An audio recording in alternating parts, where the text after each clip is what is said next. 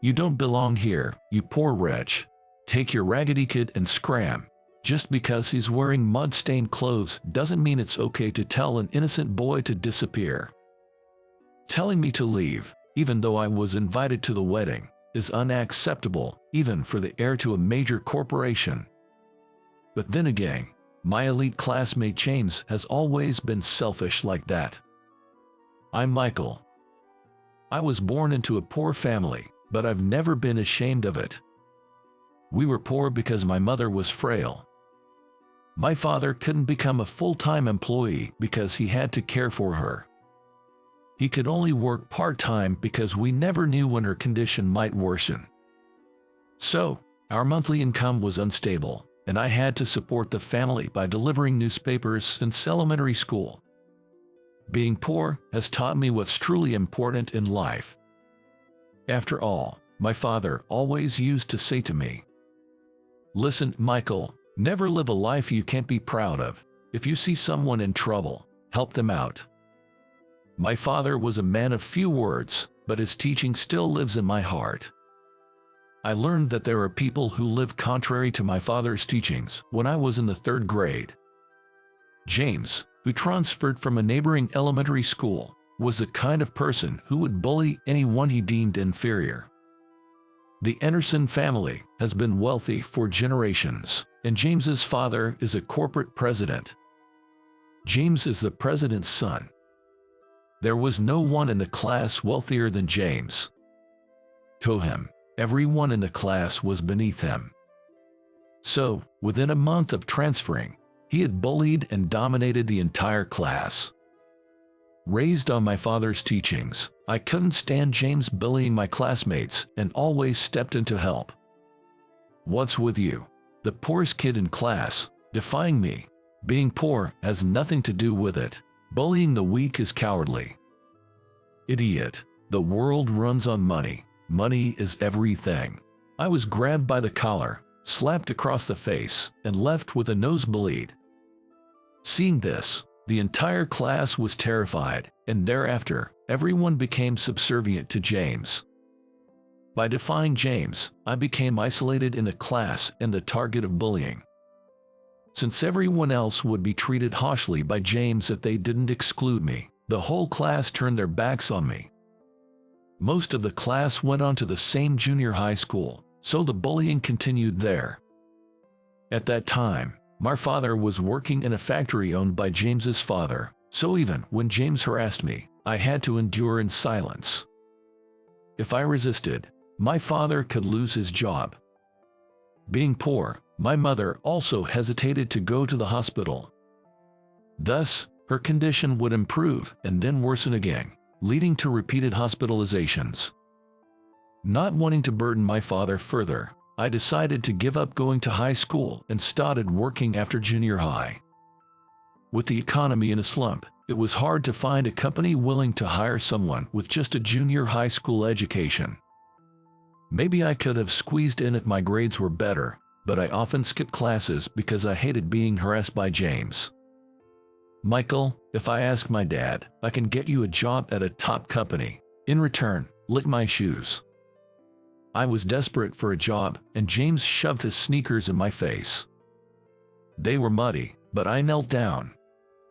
"Not just lick, lap it up." I brought my face close to the sneakers. "Look, everyone, poor people will even lick dirty shoes for money." At that moment, my father's words came back to me. "Remember, Michael, never live a life you can't be proud of," as James thrust his dirty sneakers in front of me. James pushing those muddy sneakers in my face brought me to tears. James's sneer and foul breath washed over me. The next moment, I grabbed James's ankle and twisted. Caught off guard, James fell headfirst to the floor, crying out in pain. Seeing my ridiculous situation, my classmates struggled to hold back their laughter, but they looked at me with respect. Due to James's interference, I couldn't find a job locally and ended up working at a small supermarket in the countryside. At first, my job was just unloading goods from trucks, stocking shelves, and cleaning the vast parking lot, all kinds of menial tasks. After a year of hard work, the owner recognized my efforts and promoted me to be in charge of purchasing. While cleaning the store and parking lot, I would listen to customers' conversations, gathering information on what products were popular and in demand. When I shared this information during purchasing meetings, the owner was impressed. "Michael, were you conducting your own marketing research? I'm embarrassed to have underestimated you because you dropped out of middle school." I didn't know anything about marketing, but being praised by the owner felt great. Thanks to the information I provided, the supermarket expanded its product range, attracting more customers and increasing sales. By the age of 23, I had been promoted to supervisor and took an active role in managing the supermarket's operations. It was a big promotion for someone who only finished middle school, but I believe it was thanks to 8 years of diligent effort. Right before the plan to open a second store and make me the manager was announced, the owner died suddenly of a heart attack, turning my life upside down. The owner's wife ended up selling the supermarket's management rights to a newly arrived company. Moreover, that company was part of the conglomerate led by James's father. I was one of the first to be laid off, probably because James found out about me and sabotaged me behind the scenes. How much more will my life be plagued by James's harassment? I lost all motivation to work. I decided to go back home for a while and rethink my future. By then, my mother's illness had improved, and my father was working as a full-time employee. So, I was able to return home with peace of mind. After a while back home, my mother said, "Michael, there's a wedding invitation for you." The sender was James Anderson. Seriously, why would he send me an invitation? As I was about to tear it up in frustration, my father said sternly, "No matter how much you dislike someone, they've taken the trouble to send an invitation. It's only right to celebrate their happiness." "You're right, sorry, he was a classmate, after all. I'll celebrate for him." Although I agreed with my father, it was just so typical of James. Apparently, James had sent wedding invitations to all his former classmates. He probably wanted to gather his old classmates to assert his authority once again. Even after more than 8 years since graduating middle school, he still longs for those days. I couldn't help but pity James. On the wedding day, I left home with the gift money in my pocket. Although it was raining in the morning, by the time I left, the weather had cleared up, making it a perfect day for a wedding. As I neared the venue, I noticed a boy around 10 years old, wearing mud-stained clothes, looking like he was about to cry. Seeing someone in trouble, I couldn't just walk by. I asked the boy, "Your clothes are all muddy. What happened?" "I fell in a puddle. I want to go to the wedding hall, but I'm lost." "That works out. Let's go together." Since we were heading to the same place, I took the boy with me to the wedding venue. According to the boy, he was supposed to attend the wedding with his grandfather, but got separated while seeking shelter from the rain. "Are you going to the wedding too?" "Yeah, are you too?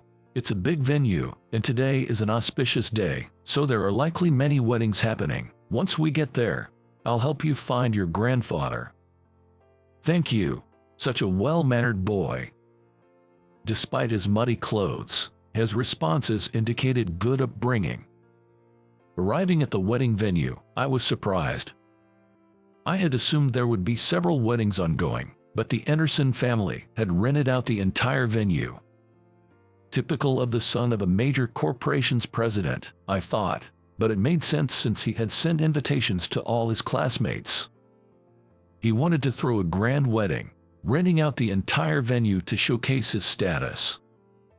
At the entrance, there was a long line for the gift registry.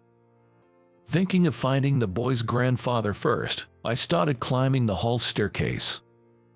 "Hey, what's with the kid?" James, dressed in a crisp white tuxedo, blocked our way. I was actually looking for this child's grandfather, but before I could explain, James started berating us without listening. Sending an invitation to a poor guy like you was a mistake. Bringing such a filthy brat along too. Hold on, there's a reason for this. People like you don't belong here. Take your raggedy kid and beat it. After being verbally abused, the boy started to cry. Not wanting to subject him to more humiliation, I decided to take the boy's hand and head back downstairs. That's when a man rushed over and suddenly began to deeply apologize to the boy. While I was taken aback, the man turned out to be James's father, apologizing to the boy. My son has committed unforgivable rudeness. Please accept my sincerest apologies. Please. The man who deeply apologized was James's father, Mr. Anderson.